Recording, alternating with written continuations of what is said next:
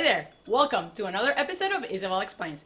In this video, I will show you 3 super easy multiplication tricks that I bet you didn't know. Let's go!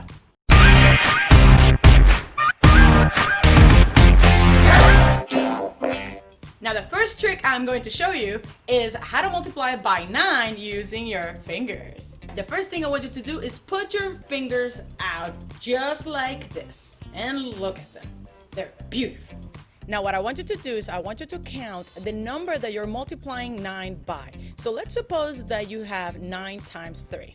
So what I'm going to do is I'm going to count from left to right. I'm going to count 1, 2, 3, and I'm going to put the finger down. Okay? Now what I'm going to do is I'm going to count how many fingers I have to the left hand side of that finger, and then how many fingers I have to the right side of that finger. Okay, so how many do I have on the left side? That would be 1 and 2. So we just write the 2 down. And then how many fingers do I have in the right side of this finger that we put down?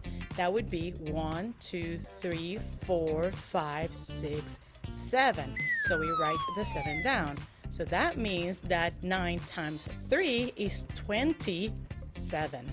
All right, so let's do another example. How about 9 times 7? So what I'm going to do is I'm going to count from left to right 7. 1, 2, 3, 4, 5, 6, 7. And I put my finger down. My 7th finger, I put it down.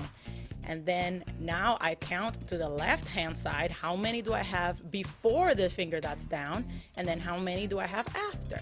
So how many do I have before it? I have 1, 2, 3, 4, 5, 6. So I write down the 6.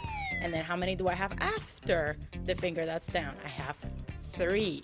So the answer to 9 times 7 is 63.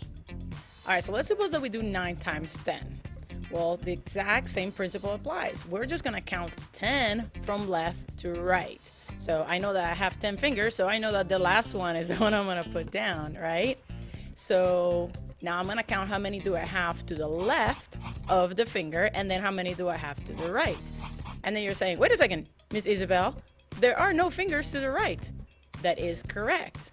Therefore, what we're gonna write for the second number is 0. So we have to the left of this finger, we have 9 fingers, and to the right, we have 0 fingers. So the answer to 9 times 10 is 90. Cool, huh? There is another trick that you can use to find out how much is 9 times 10. And what it is that all you have to do is count the zeros after you multiply 9 times 1. So we're gonna do 9 times 1, which is 9, and then add the 0 right next to it, because there is only 1 0 in this multiplication. Now, would that work with other numbers other than 9? Absolutely. As long as the number that you're multiplying by ends with 0, you can do that with any number. So what would be 7 times 10? Well, we know that 7 times 1 is 7. So we write down the 7, and then we just add up the 0 right next to it. Bam! 7 times 10 is 70. Now, what about 7 times 20?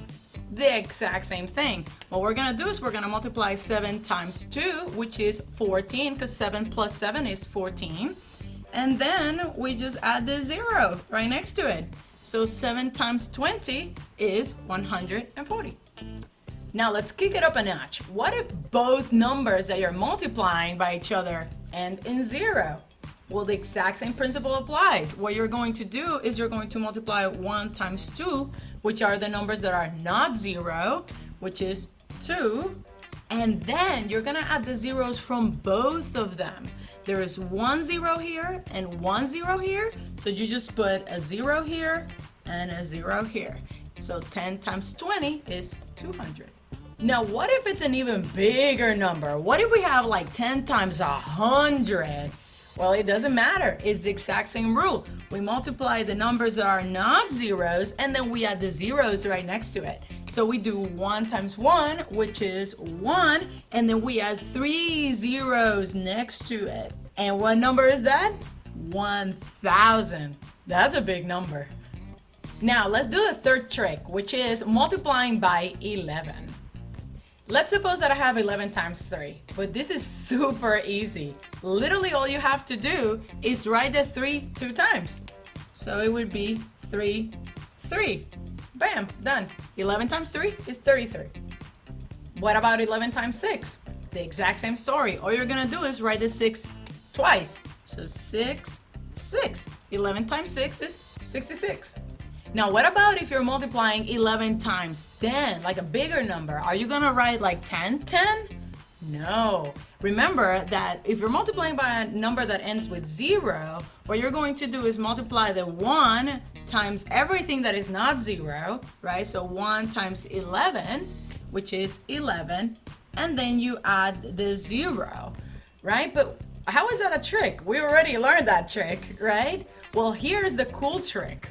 So what you're going to do when you're multiplying by 11 is you're going to write this number separate, all right? You're gonna separate the 1 from the 0.